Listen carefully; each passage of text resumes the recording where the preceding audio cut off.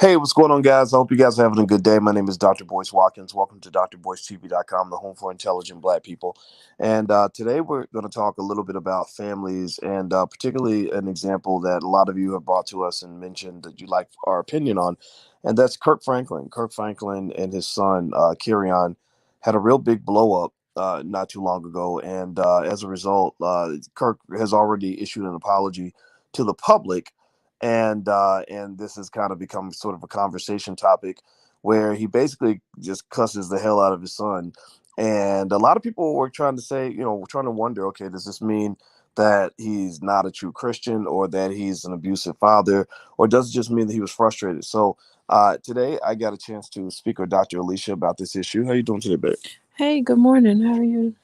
I'm doing good. hmm I'm doing good. Now, I know you do a lot of family therapy and stuff like that, and I so do some. so you Yeah. see a lot of chaotic situations with families. Did you get a chance to hear Kirk Franklin and his I heard it for the first time that one time last night when you played it. how did you feel when you first heard it? I was surprised. That's not a side of Kirk Franklin I thought was there.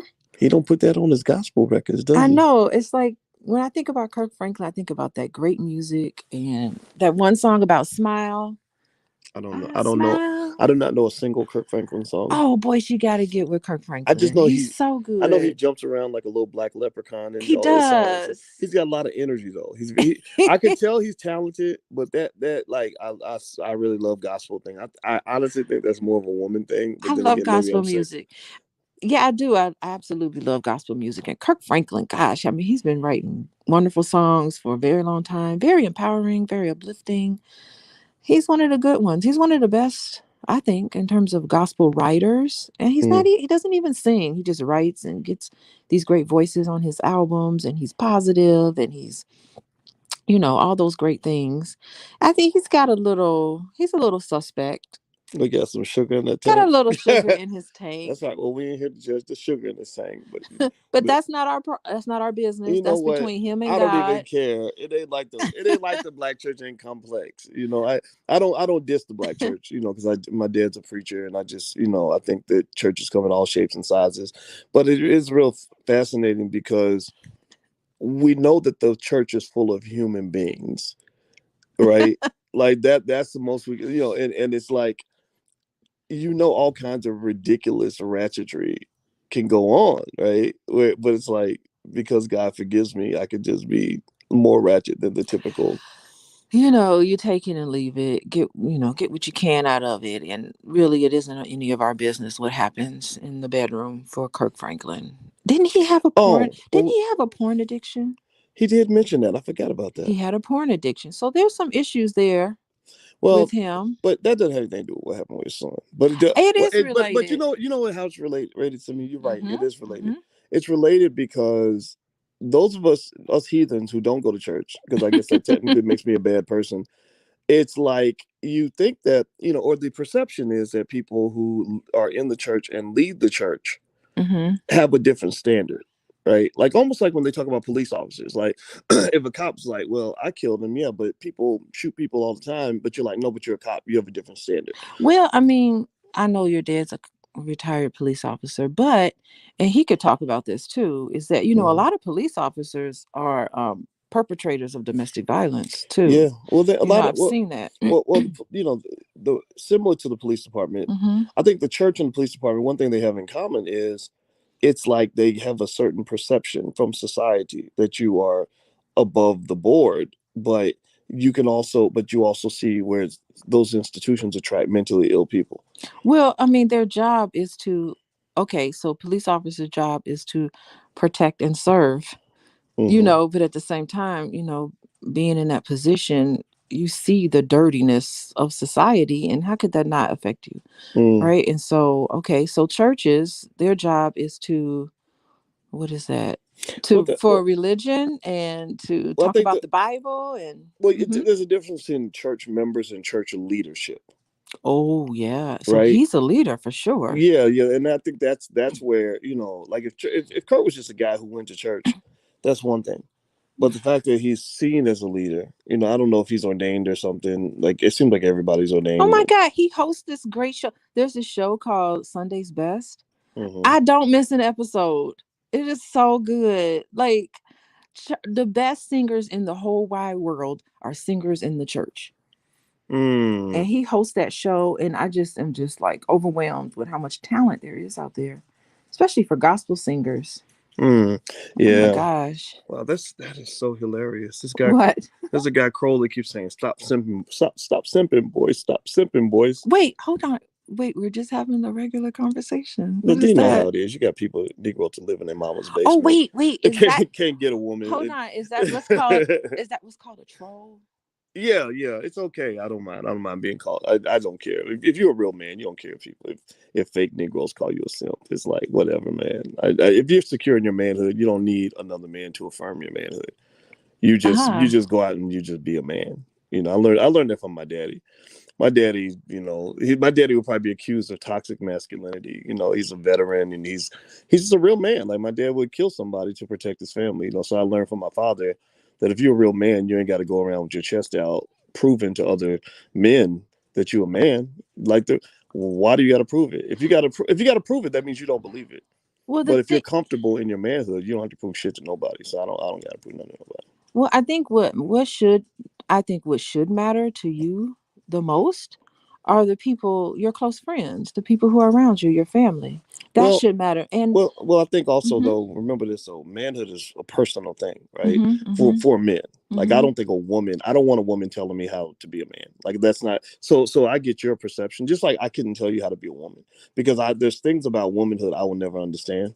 Like with our girls, like there's things you can tell them that I will never ever be able to replicate. Mhm. But so same thing is true with manhood. Like when it comes to me and Quincy, there's areas where women got to get off the bus. A man, men got to be men, and that's it. So but Hmm. anyway, okay, so That's let's interesting. get back to Okay. Kurt. By the way, if everybody who's watching, if you could please hit the thumbs up button, share button, subscribe button if you haven't done it yet, and also subscribe to yourblackworldtv.com. There's the URL on the screen, and that's where we have intelligent black conversations on a regular basis. So we believe in black intelligence, and as you know, the internet is full of ignorance, and so so we're trying to be a beacon of light in a world of just dummies. But Yeah, well, I think like the point I was trying to make earlier was just that like okay, what matters is how your close friends and family think about you. mm-hmm, And I think for Kirk Franklin, after we kind of like read that article, was that he made a public apology. So he cared more about what these strangers, people that he doesn't mm-hmm, even mm-hmm, know personally, he mm-hmm. made this public apology, but he didn't quite make things right in terms of his family, the people who are close to him, his immediate family. So I think like his son, and I know you're going to read the article. Are you Yeah, going to do that? I think yeah, like his son in the article, his son was just like, okay, you made this public apology, but you didn't apologize to me. You didn't make things right with me. And I think like it's almost like, oh, this is a PR problem. Let's try to like squash it. But then he still has these issues with his son. yeah. Well, Janet says no need to apologize. Your son has tried to manipulate the parents of this world, but guess what? We've all been there. I don't care how saved you are. Your disrespectful kids can make the hood come out. Yeah, I saw it. The hood definitely came out with Kurt. Yeah. I mean, he was cussing. I mean, he didn't sound like no gospel singer, but you Yeah. can understand that. Like, and you don't know the history there. I mean, it sounds to me like it's something that's pretty deep, maybe very frustrating for both of them. Yeah. But Um, I think like when you're a parent, being a parent, because we're parents, you mm, set the tone for how that relationship is going to be as the mm, parent. mm, And so when things start to kind of unravel, which it totally was awful that that son recorded that and put that out there, mm. that was pretty terrible thing. But, it sounds like he just was very frustrated and very angry at his father. And so I'd be wondering, like, where's that anger coming from? Like, what's happening? But you can kind of see both sides. On one hand, Mm-hmm. I Mm-hmm. imagine being the son of Kirk Franklin is not fun. Even in my own family. Like I haven't done as much as Kirk Franklin has done. But Mm-hmm. when I go to different places, Mm-hmm.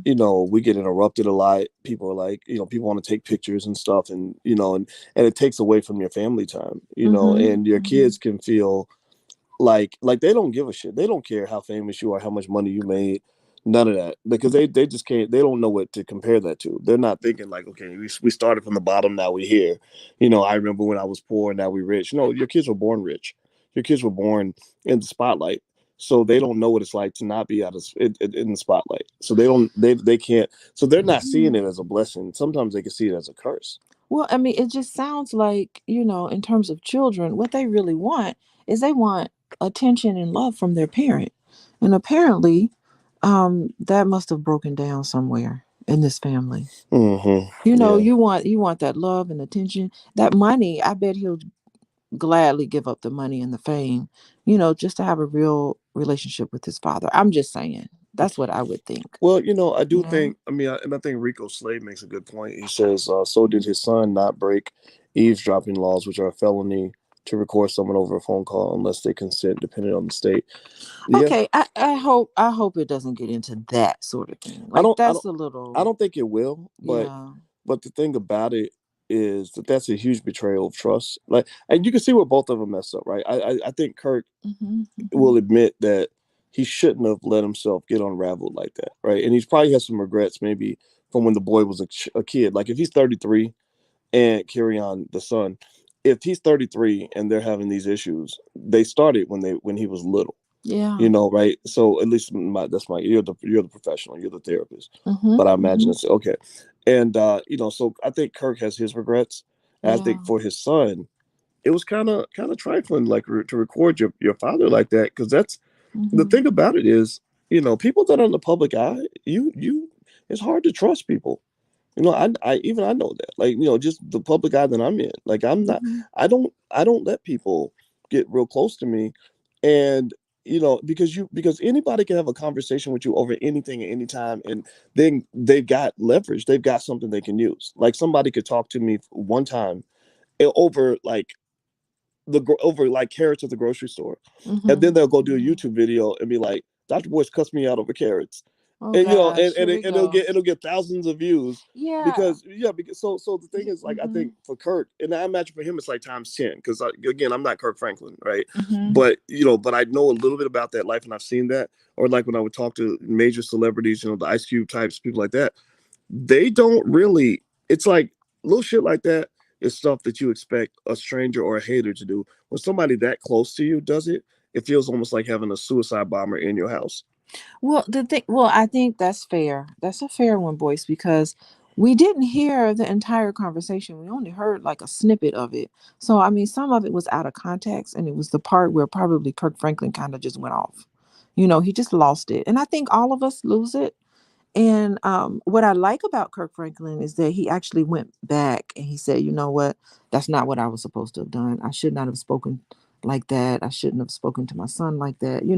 I like that, but I would really, really enjoy seeing Kirk Franklin. And hopefully he's doing this, reaching out to his son and fixing this, Mm. you Well, know? let me read a little bit more about. I'm gonna read the apology. I think that's important. Okay. Do me a favor, everybody. If you could, please hit the thumbs up button, share button, subscribe button if you haven't done it yet. And also, because Alicia and I are big fans of things like Black relationships and Black people loving each other, we actually created the Black Love channel, where we actually talk about love and relationships, because we believe Black love is the ultimate love. And if you agree with us that Black love is the ultimate love, say yes in the chat. We'd love for you to subscribe to the Black Love channel. And the reason we do that is because I'm tired of Black men and Black women hating each other. In It is media. not the Black hate channel. Right. It's the I don't. Black Well, Love I channel. don't like. I don't. I think of Black men and Black women are both frustrated in certain areas, but Yeah. we ain't gonna get nowhere, attacking each other. Or women say, Hmm.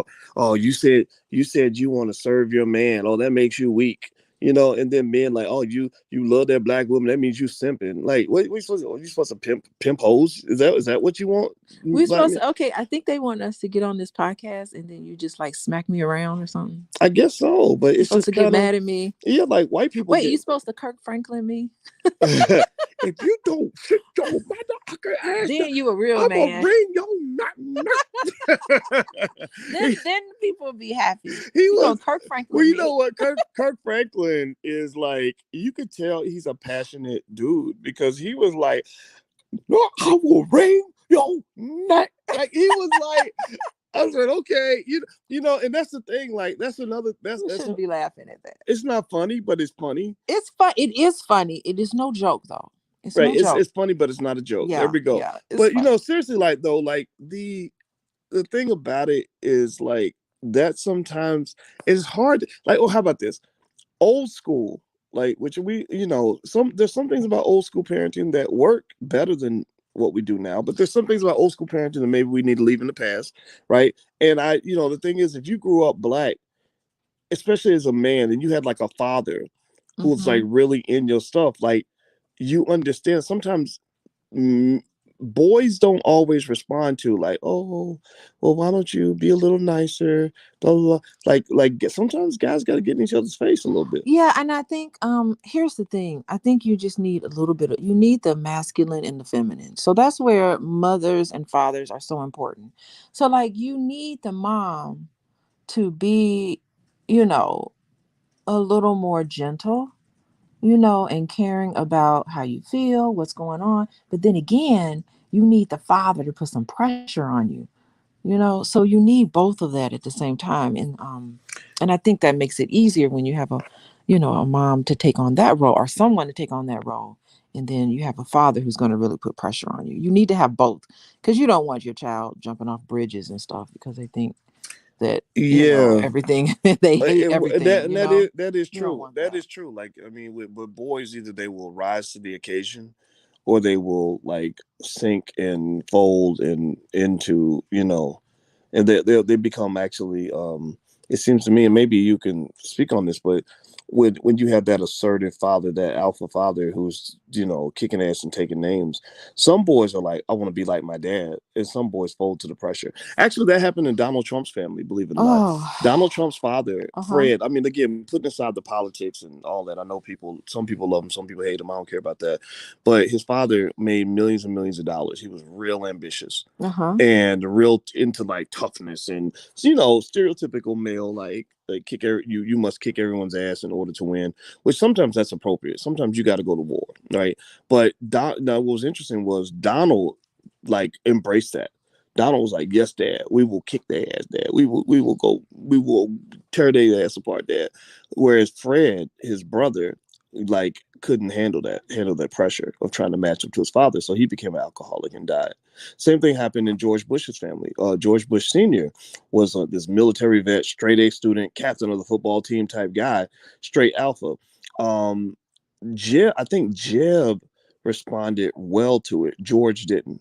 Like George didn't really like. So George kind of went the other direction. So sometimes if you're a high, what I'm saying is that sometimes if you're a high achieving father, your son will either match you and do what you're doing, or he's gonna like do the complete opposite because he doesn't want that pressure of trying to match his father's expectations. Yeah, look, you have to let your children be and become who they want to be. You cannot have your children be replicants of you.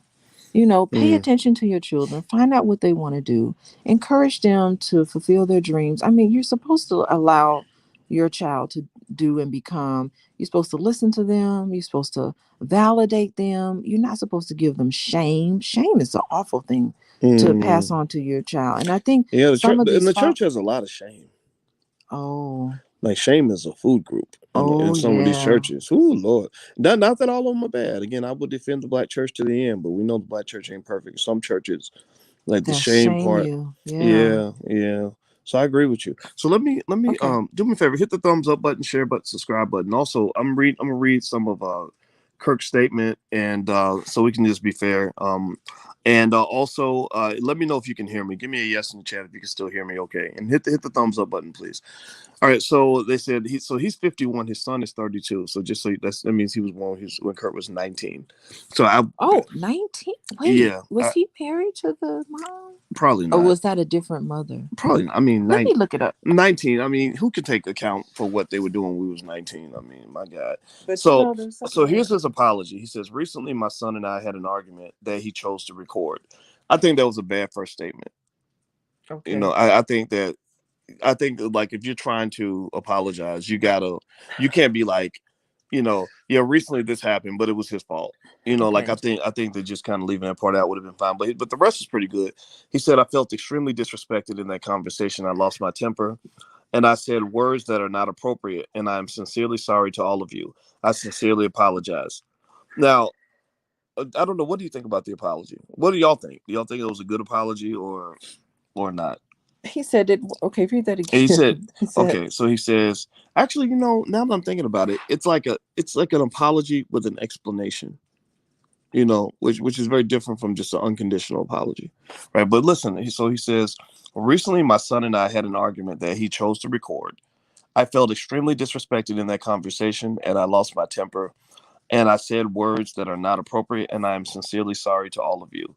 I sincerely apologize. Then he said, we tried for many years through counseling, through therapy, to try to rectify this private family matter. He never played that part on the recording. Then okay. he said, I'm not perfect. I'm human, and I'm going to make mistakes, and I'm trying to get it right. Please keep me and my family in your prayers. Oh, I think that's a great apology. You think so? Yeah, Tell me because why. he admitted that a good apology is when you admit that you were wrong. Okay. You were like, I admit I never should have said that. That was a terrible thing. I've been, please pray for us and hope that we'll heal from this. Like I thought it was really sincere. He said sincere like three times there, so I thought that was really good. And I think like, um, he just needs to focus on fixing it with his son. Yeah, well, his son's issue was he said, I don't accept the apology because he didn't even apologize to me. No, he He didn't. apologized to his fans. Yeah. Oh yeah. And I wonder, Yeah. not to say I didn't like what his son did, because I'm closer to Kirk's age, so I'm gonna probably be able to empathize more with how he was feeling, like that frustration. Uh Like I huh. don't know anybody else in here ever just get so pissed off with your kids you want to wring somebody's neck. Oh, we all do. I know Yeah, I do. yeah, like But if I ever fall below a decent level, if I ever lose it like that, which all of us do, you really do need to go back and say that was wrong. I never should have done that. Let's work this out. You know. yeah, and what I think about is, again, even though I can understand Kirk's perspective probably a little bit more, even though I had a pretty dominant father too, so I can understand both of their points of view to a Yeah. point. Um, because there was times where I kind of had to stand up to my dad too, in a certain way, and but it's like I think though that I can imagine Kirk being 51 and being an international superstar. Sometimes you could think it is all about you, and you Mm-hmm. forget about the people that are affected by your shine is so bright you forget about all the little planets that are revolving around you that are being affected by Mm-hmm. that the heat from that shine. And I wonder, like I felt like with the apology, even though the apology, I mean, it's good. I mean, I don't have no issue with Kirk Franklin in that way, but I felt like there's a lot of explanation in the apology. It didn't come off like, what I did was wrong. I should have handled it differently. Mm-hmm. I take responsibility for my actions, and then boom, leave it at that. Right? I apologize to my son, to my family, Mm-hmm. and then to God, and then to my fans. Right? Put the fans Wait, did last. he mention God in the whole thing? Oh, he didn't. He sure as hell didn't, He did he? didn't say Well, Jesus or God. since when do we like God getting away with some good gospel music? Well, some of the gospel music starting to sound like hip hop anyway. Like Well, like yeah. some of the gospel singers are starting to like, because they're trying to make money. That's the trapping of money and fame. Okay, They're trying to make money. They're trying to get clout. So yeah. some of them literally are imitating rappers in almost every way, except for when it gets like right at the line, like cussing, or like when you really want to call that woman, out of her name or whatever. You know what I mean? Like it almost feels like I don't know. From what I hear with the gospel, like they're trying so hard to be mainstream that some of the gospel artists become like rappers. Well, they're trying to cater to a younger audience. But I think like while you were talking, what I was like reminded of is that yeah, I mean, he's the oldest son. We can just assume right now because we don't know for sure, but he's the oldest son of Kirk Franklin, and I am certain Kirk Franklin was away from the house a lot. I'm certain he's out there, he was touring, he's writing all that music, probably in the studio, don't have time to deal with his child. I mean, just think about how intense Kirk Frank was putting out Mm-hmm. music like all the time. I mean, he was putting out all this music, investing all of his time and attention was paid toward these choirs and getting the singers together. I mean, it was a very probably a very busy schedule, and he probably did not have a lot of time to even get to know his son. They don't, Yeah. probably don't even know each other, Yeah. to get to know his son. And I think, like children, they start to resent, they start to resent the church. And you They don't start even. to resent their father, and they start to resent all that fame because to them it represents, this is yet another thing taking my father away from me, and he's giving attention to these other things and not enough attention to me. Well, what I think about too is I wonder. I would have a hard time imagining that he grew up inside the house with Kirk growing up. I Yeah, we imagine don't if know. so there's a situation maybe where he lived with his mama, and then he maybe saw his mother's frustrations, like you mentioned, that parental alienation thing. It could be possible that Kirk could be affected by Oh parental yeah, we alienation. don't. Like you talked about that, right? That sometimes when the child lives with the mother, Hmm. if the mother is poor and the father is wealthy, then the child can sometimes feel out of loyalty that they should hate their father, you know, just because the mom was mad at him too. Well, moms do. Well, it's usually the custodial parent that does this to the alienated parent, to the Mm, outside parent. And I don't know if they necessarily intentionally do that. Like, mm, that's why you shouldn't allow children to overhear you talk negatively about the other parent. Like, that's just mm. so important. If you love your child, the best thing you can do is love the parent. Is Yeah. love your So if you're a father and you really love your children, the best way to love your child is to also love the mother. Even Mm, though the mom could be doing some things that that get on your nerves, you've got to love that mother, because the child's like, I'm half of my mom, and if you don't like my mom, then you don't like me. yeah, I'm curious. They think like that. Go ahead. Does Hmm. anybody know? Did Kirk grow up? Um, I'm trying to search it right now. Oh, sorry, did his son grow up in his house, or did his son grow up like with with a woman that he had a baby with when he was young? Because it seemed like Kirk was kind of in the streets for a while before was he. he? I I'm don't not sure. know. Well, I mean, we know about some of the challenges he's had, and I wonder if they how much time they were able to spend together, because because a lot of times you'll see fathers that will get into it with their child, and everybody wants to say it's because the father ain't nothing, but sometimes it's because the child was turned against against the father. So he's like mad because he's like, I'm trying to be nice to you and you're not. Hmm. You're resisting me at every turn. So that's like a real thing. Like that's a real thing. Oh So wait, okay. I'm looking on Wikipedia. So they both had a child from previous relationships when he married his wife Tammy. okay. So, okay, boys, you're on to something. Yeah. Well, so I Yeah, guess if they don't live in the same house, they didn't know each other very well. they didn't know And each other. so maybe they're trying to piece this thing together.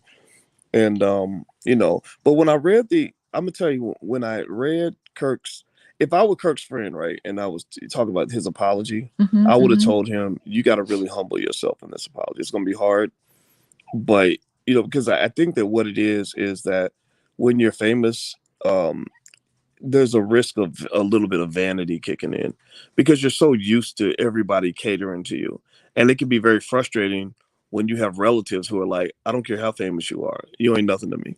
That's right. Like Yeah. that's and Not that you're not nothing to me. You're just as good to me as anybody else. Like, we're not gonna hear you gonna be like around your family. They call you Coco. You're like, all right, you could be the Boyce Watkins, but right now you Coco, and you come on and let's play some cards, or yeah, you know what I mean? Like, but, they keep but you I'm gonna tell you the truth. grounded. Hmm. They do keep you grounded, but sometimes it's like it's just one of those things. It's hard to explain. Okay. Like Okay. like when I in my own life, when I leave the house and I go Yeah. places and people just love everything you say, and they want to like they give you just an amazing amount of respect. It's hard to go from that to being in a space where where you might feel like somebody's, in fact, they're disrespecting you, Mm-hmm. maybe Mm-hmm. just to make a point to you. Oh gosh, yeah, that's And then you awful. talk about a guy like Kirk Franklin. He didn't become an internationally known success by being a weak little timid man. Like he seems like I wasn't surprised he got in his son's face, because that's how Kirk has become. Kirk Mm-hmm. Franklin is by getting out there and going hard for what he believes in, fighting back, fighting. He's a fighter. Like that same passion I heard in his voice when he's like, I will wring your neck. It's like Uh-huh. I think Kirk said that to the world. He said that to life. He said, I will wring your neck if you don't give me the success I Okay. deserve because I deserve it because I'm the greatest, and I admire that, but I can see where that would cause tremendous issues in personal Uh-huh. relationships.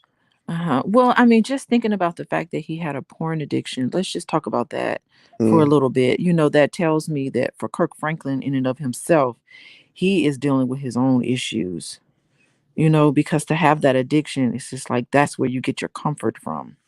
It's this Yeah, one single addiction.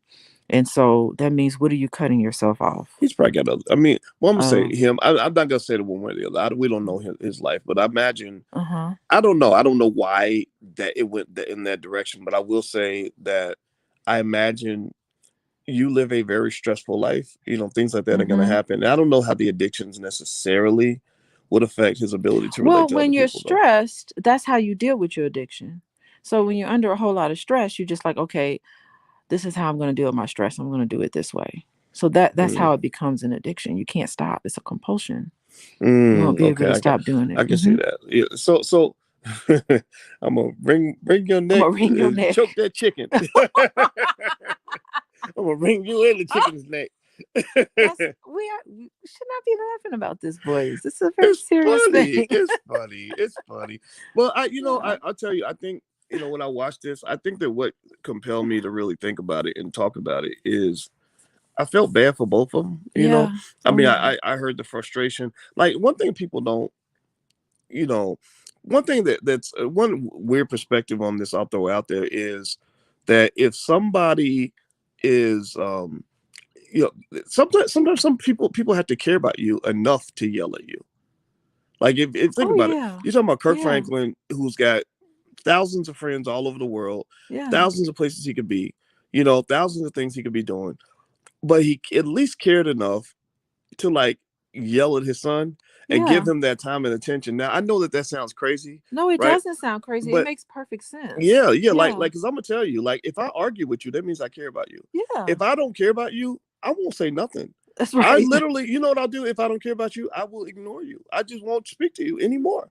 Yeah. And so sometimes, like they say, the opposite of love is hate. The opposite of love is not hate. The opposite of love is indifference. That's right. Yeah, you're so right. So, I mean, he in that passionate voice, he was speaking from a place of love. Now, mind you, it was on the place where Well, it was a little it was toxic, negative. right? But the thing is that if he wasn't looking for that connection with his son and didn't get frustrated by probably felt like he couldn't get through to his son. Like I Hmm. can't get through to you. I want to like let you know what's going on with me. He probably was trying to express a side of him that probably his son wasn't getting. And probably his son was very frustrated too. Just think about how frustrated his son was to pull out a recording device and record that. Yeah, Like it was a big cry for help. but the Hmm. problem with that is that I mean that's really over the line Oh, because it's way over the yeah, line. family loyalty is important, and Uh huh. when you get to the point, and this is something where I think we talk about parental alienation, if that might have been an issue, Could have been, yeah. where it gets over the line is I believe when your child becomes a threat to Uh you, huh. either physically or whatever, you might have to cut ties. Like 50 Cent, when 50 Cent's son, because remember 50 Cent, when he built his whole career off of, I got shot 9 times, I got shot 9 times. That's Uh all he huh. rapped about and talked about. Like I got shot 9 times. That built his whole career. Well, if I'm not mistaken, like the people connected to him getting shot 9 times was this guy. I forgot the guy's name. He's one of the gangsters in New York, and Supreme something. And 50 Cent's son, to spite his father, if I'm not mistaken, I might have some of the facts wrong, took a picture with the son of the motherfucker who shot his dad, who was connected to the shooting of his father. Okay, so I mean that's interesting because I think like maybe the son betrayed the father in both of those situations. Perhaps the child felt this, the Yes, child felt that way, and I, many times you betrayed me, and many times you I, betrayed us, I can get that. and many I times totally it's get not that. the best way to deal with it. I'm just explaining what probably is happening. Yeah, You know? I totally get that. Yeah. But there's a point where when somebody in your family becomes a threat to the things that that are important for your Mm-hmm. life, either your safety or your wealth. I mean, Kirk Franklin employs tons of people. So when you're trying to destroy the empire that he built, like I'm going to secretly record you Uh-huh. and put the recording out to the world, Yeah.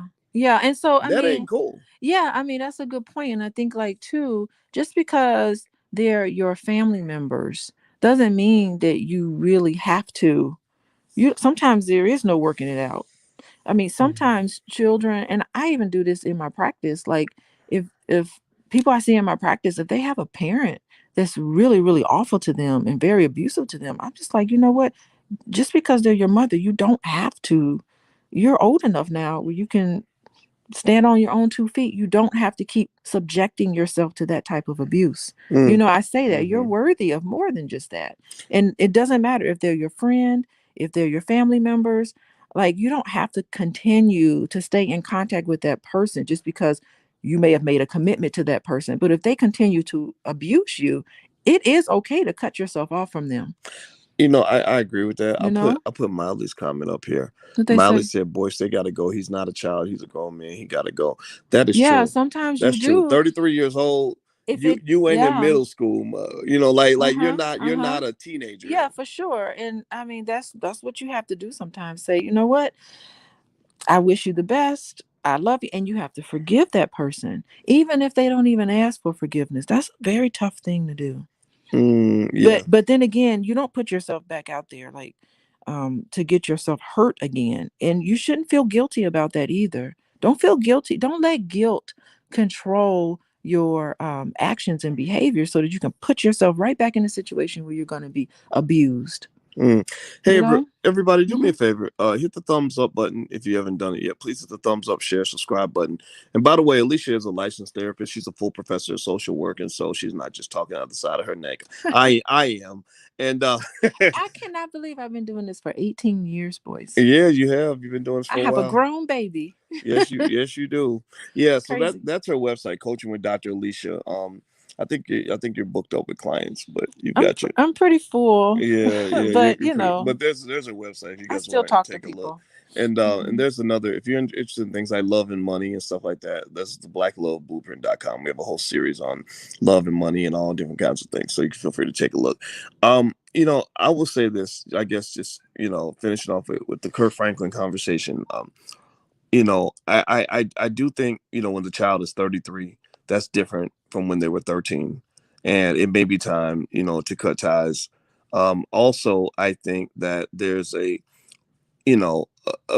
there's something. If I were to give Kirk advice, I would probably tell him, you know, either learn acceptance, like either find a way to accept him, and Hmm. and work with the therapist, submit yourself to this. Like, you can't be big shot Kirk Franklin and deal with something as humbling as a Hmm. family issue, because kids can be an enigma. It's very difficult to do, and you don't understand that till you become a parent.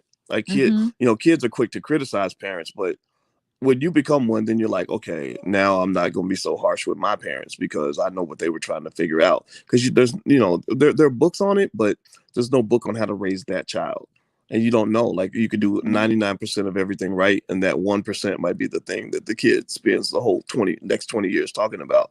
But I also think that forgiveness, if I were giving the advice to the Yeah. son, Oh yeah. I would encourage him to consider forgiveness. Because my dad was a hard man. You could easily say that it was abusive because he was young. He was very young, and What do you mean abusive? my father was he was a PTSD Vietnam veteran and a cop. So in our household, a lot of the masculinity was driven by his ability to maintain control. Oh my. He's a very manly man, very masculine man. Um, he's killed people. I never doubted that he would kill me if he had to. So I never challenged that. I wasn't gonna get in my daddy's face. He had guns. Like, So what happened when you had needs that need to be met? Like what if you well, you know hid what it was. something? To be real with you, some of Yeah. those needs were not met. And because I had a father, I had a biological father. For whatever reason, he wasn't around. I don't know the whole story, right? Okay. But he Yeah. wasn't there. And I'm 3. I had no father, and my dad stepped in and married my mother. And when he married my mother, I guess some people think he was simping. I don't know. Some of these little boys out here think that that's simping. I don't think it's simping. I'm glad he did it, and he took care of me. He really took care of me. But the other side of that was that as he's young, it was sometimes like having a mean older brother. It wasn't, like with So my he was. Are you? So he was mean to you. Like. well, with my other Mhm. siblings, he was different because he matured, he learned things, he mellowed out as he got older. But when I dealt with him in his mid to early 20s and his 30s, he was just a different kind of man. So the thing was, it was tough. It was really tough there. But remember, here's the thing: I learned a lot from my father when he told me that his father never even hugged him. His Okay. father never even told him he loved him. Okay, but still, I'm more focused on you and what you experienced because like those are very formative years, and Mm, like what happens to you from 0 to 5 is so important, and it sets you up. A lot of it sets you up in terms of like your development, and that's a critical mm, point. And so, like you having to experience that at such a early age, that must be something that you have to carry along with you. And I could probably, because I mm, know you, of course, I know you very well. I can see where some of that permeates mm-hmm. in a way where, some of that stuff it needs to be addressed Well, you eventually, know what it did, but you know what had really helped me a lot, honestly, Mhm. is forgiveness. Like when Mhm. I don't want you to diagnose me. I'm not Kirk diagnosing Bond you. says Boyce is getting diagnosed right now, I'm and not I just want y'all diagnosing to know you. that's one of the downsides of dating a therapist. Is she be diagnosing you? I'm like, don't be diagnosing me, No, woman. I'm just saying that's a Put your tough stethoscope thing. back in your pocket. Anyway, so but no, let me just tell you what helped me. Like it was a matter of finding balance. Like I got to a point when I was 19 and I was very mad about some of the challenges. My parents did a lot of things right, but there were some things that they would do differently. And you know what I just realized is I said, I read something somewhere about the power of forgiveness and how Mhm. forgiveness is not for the other person. Forgiveness is for you. Like forgiveness keeps you from going through life bitter, pissed off, feeling like somebody owes you something, feeling like the world did you wrong. No, I chose to be an optimist. That's what really helped my mental health a lot. And I will never let that go. Like you can't talk me out of that shit because that worked. Was just choosing to be optimistic.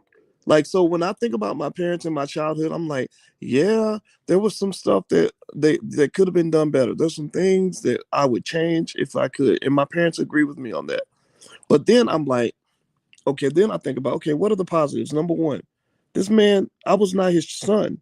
He could have been like a lot of these other people. A lot of these other people think a man is a simp for taking care of somebody else's kids.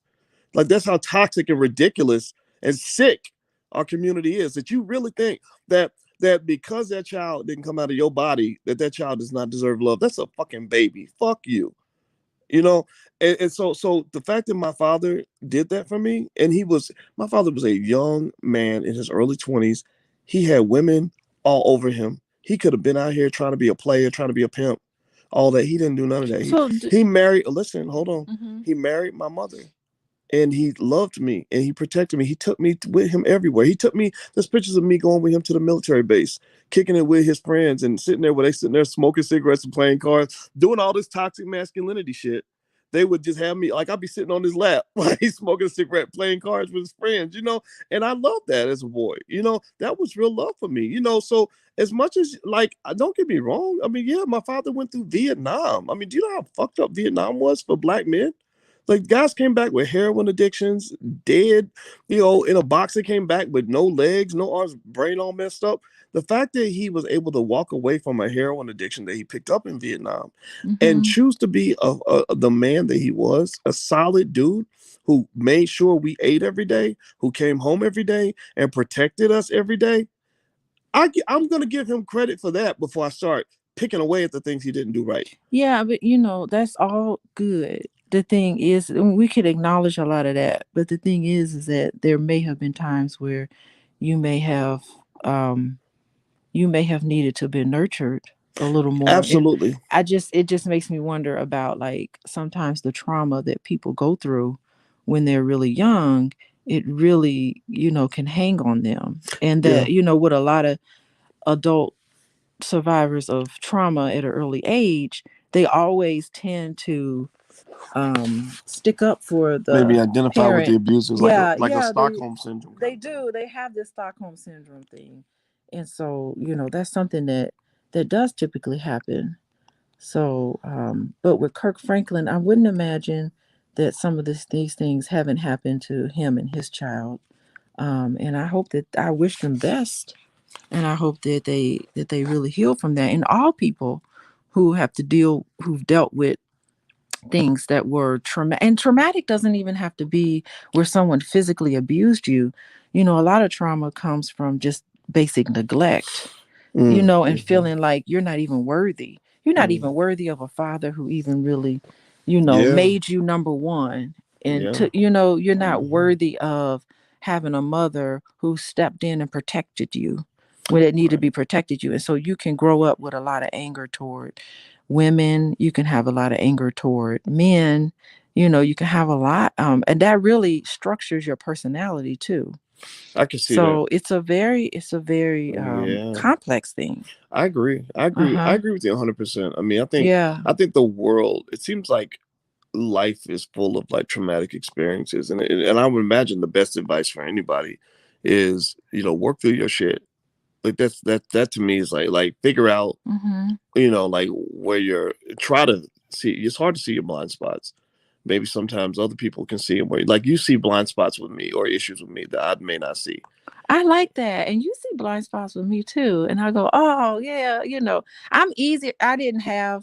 I'll just say, I didn't have any adverse childhood experiences. Like if I were to take the ACEs test, like I wouldn't check a lot of that off The because, ACEs test, you got to explain. You're using oh, because somebody adverse. was also asking what is Stockholm syndrome, Oh and that's goodness.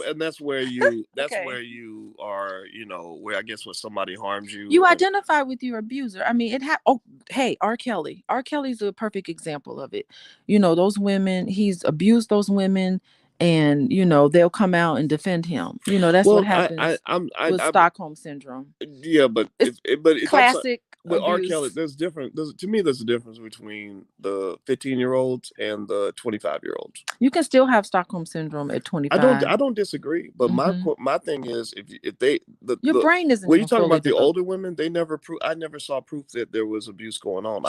I heard accusations, like, and that's the thing. People think if you accuse a black man of something, then it must be true.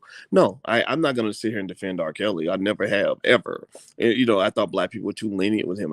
To be honest with you, Well, we're not because trying to put him in jail, but I'm just well, saying, I don't okay. know. Remember Aaliyah? He married Aaliyah, and she was like in the 10th grade or something. I'm just saying that it just follows the basic trajectory of a Stockholm syndrome situation. It is the Mm, classic abusive situation there. And so that's what typically happens. And that's what happens all the time in family courts all the time. The woman will put a protective order against her husband, and next thing you know, her husband's back in the house violating yeah. the protective order. I mean, it happens a lot, and it Well, happens even in abusive right, and let's not situations. forget though that there are a lot Hmm. of men who also forgive their abusive wives or abusive girlfriends. Like, Yeah, like the women are extremely abusive, and right, the problem with that is that a lot of times it's not, men don't recognize that it is abusive. So what's abusive with your significant, what a woman, what women typically do, it's psychological and emotional. You want to be able to come to your partner and tell your partner how you feel about something, and you want them to honor that. You want them to say, "Oh no, that makes you feel uncomfortable. Let me stop this." yeah. And Well, you apologize for it. But mm, if you sit there and you're being defensive and you're criticizing and you get mad at that person, that's toxic. You like know? like Kirk Franklin. No, I wring your neck, Ah, wring your nigga, neck. That's terrible. Terrible. nigga. And I bet he feels really bad about. That's a good thing. So when I someone's mean to you and they feel bad about it, no, I that's don't. a great thing. You're supposed to feel bad about I it. don't think he feels bad about it. I Oh. think Kirk is mad that he's like, now I'm really gonna wring your neck because you recorded our conversation.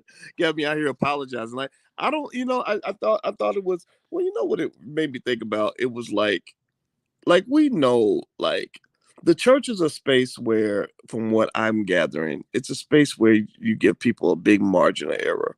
There's like, it's like the same way the government is giving away so much money and stimulus checks and everything, and spending so much that money doesn't have any value anymore. The dollar's like losing its value because it's flooding the market. They're flooding the market with it. Well, it's kind of like that with the church. They kind of flood the market with forgiveness to the point where you could pretty much do anything, and as long as you pray and pay your tithes, you good. So with Kirk at the end, the language in the apology at the very end, he's like, I'm human. I'm not perfect. And that's gonna make 90% of the church people be like, yeah, ain't none of us perfect. We ain't worthy. Like that terrible song Yeah. Beyonce did with the guy you I like. love that It sounds song. good, but it's some damn slave It is a slave song, but lyrics. it's a beautiful song though. It's like I'm not worthy. Like I've been beat up. I've been spit on, kicked around. I'm not worthy, and it's just like, okay, so is this like called the low self esteem song? Like It no, probably I'm is. sorry if you go to the Church of Boys. First thing I'm gonna tell you in the Church of Boys, can I What? get an amen? Is that you are worthy. You are worthy, and that you can meet a higher standard. And that also you are not a victim. That's a there. Can I get an amen from the Church of Intelligent Black People? You are worthy. You are smart. You are capable. You can do anything that you put your mind to, and even if you're not praying, it's okay. I'm going to forgive you for that. I just want you to go and do your best. Like I think that's a better But he gospel. still loves me. I'm not worthy. Right, black people. I'm not honestly, as a man, and then again, maybe there's other people who disagree. And it's not a hate on the church at all. I don't have an issue with the church, but we know that the church ain't perfect. Just like ain't none of us Well, perfect, we're right? not the most religious people. I think that's the Well, we thing. have something called logic, and we'll analyze what you actually say Uh-huh. and be like, that don't make no damn sense. Like seriously, like I don't like I'm not no, you're not gonna tell me that the Mm-hmm. only reason I'm worth a damn is because some magical white man from the sky has blessed me or he died for my sins. Like, no. Don't get me wrong. I believe in a God. There has to be some kind of God because I didn't create myself. I get that. Right. I believe in all the principles of the Bible. The Bible is a wonderful, wise book full of all kinds of great like information and stories and wisdom. I mean, the Bible is a beautiful book, right? Church is a beautiful place. It's got beautiful people. The black church is one of the most powerful political, social, and economic institutions and It educational sure institutions is. in America. Yeah, that's where they're going now to get us all to take the coronavirus shot. Now, see that then that's what I'm talking about. That's where I get off the bus. I saw TD Jakes. I saw TD Jakes and Tamala Mann get up on stage. Uh-huh. Like both of them, and neither one of them missed too many meals. Both of them, they big. Let's just be honest. And they up here talking about get this shot. Here's Dr. Fauci. Here's your magical white man. He's just like Uh-huh. he looks just like Jesus, and he wants you to get this shot. Uh-huh. And ain't nobody saying nothing about Let me tell you. prevented. Wait, hold on. Uh-huh. The number one factor in catching those viruses is obesity. So why don't we start with the beginning and talk about preventing health problems as opposed to simply saying let's let the health problems happen and then but because we're not worthy and we just not able to do nothing for ourselves, we're going to turn to the government for a shot. See, people don't understand that if you're not careful, you can get to the point where you start looking at these Dr. Fauci's as your white Jesus. You start looking at the government as your God. It should be called government. Let me tell you, when I was in college, I joined in Indiana, I joined the gospel choir. And let me tell you, we would go to these churches, these black churches, and after we sang, they fed us all fried chicken, mashed potato. I mean, The I best food, would it would look taste so forward. good.